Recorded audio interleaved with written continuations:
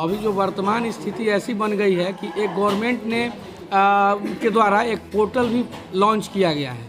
उस पोर्टल की हकीकत यह है कि उसमें 45 दिन के बाद में 10,000 रुपये तक की ही राशि आ पाती है और उसमें मैक्सिमम लोगों का रिजेक्ट कर दिया जाता है आवेदन कोई न कोई कॉज लगाकर। जिनका सहारा इंडिया का जो है सो पैसा उनको नहीं मिल पाया है और उनका परिपक्वता राशि बहुत पहले ही पूर्ण हो चुकी है, लेकिन आज तक उनको परिपक्वता राशि का लाभ नहीं मिल। करीब मुजफ्फरपुर ज़िले के 300 से अधिक परिवार को हम 4 करोड़ से ज़्यादा पैसा हम दिलवा चुके। जांच हो कि मुजफ्फरपुर में कितने लोगों का पैसा है जिसमें उसमें फंसा हुआ है और उन लोगों का एक लिस्ट तैयार करके जिला जो बैंकिंग समाहर्ता हैं उनके माध्यम से इस मामले का निपटारा करवाने की दिशा में कार्रवाई हो, जिससे सहारा के जो भी निवेशक हैं उनका पैसा उन्हें मिल पाए। This news is brought to you by Himalayan International Residential School.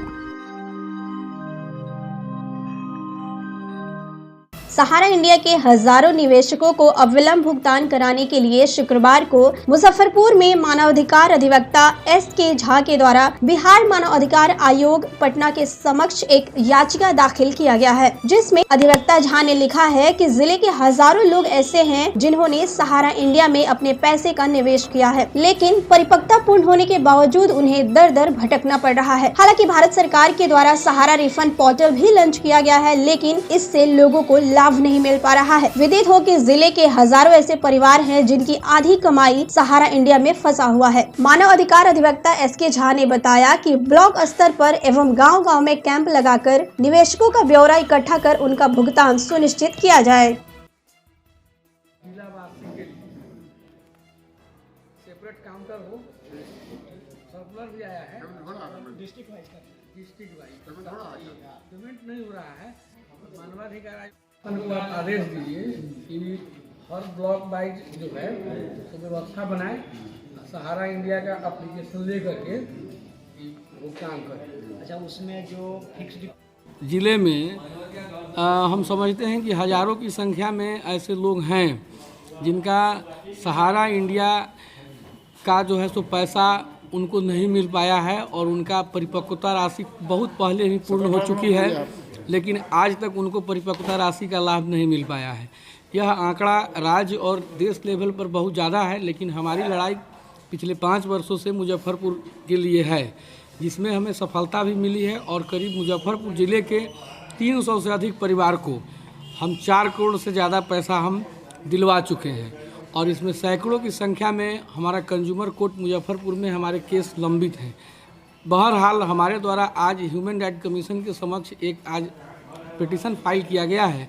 इसमें हमारा यह डिमांड है कि जिला अथॉरिटी मुजफ्फरपुर को यह आदेश दिया जाए कि प्रखंडवार यह जांच हो कि मुजफ्फरपुर में कितने लोगों का पैसा है जिसमें उसमें फंसा हुआ है और उन लोगों का एक लिस्ट तैयार करके जिला जो बैंकिंग समाहर्ता हैं उनके माध्यम से इस मामले का निपटारा करवाने की दिशा में कार्रवाई हो, जिससे सहारा के जो भी निवेशक हैं उनका पैसा उन्हें मिल पाए। क्योंकि अभी जो वर्तमान स्थिति ऐसी बन गई है कि एक गवर्नमेंट ने के द्वारा एक पोर्टल भी लॉन्च किया गया है।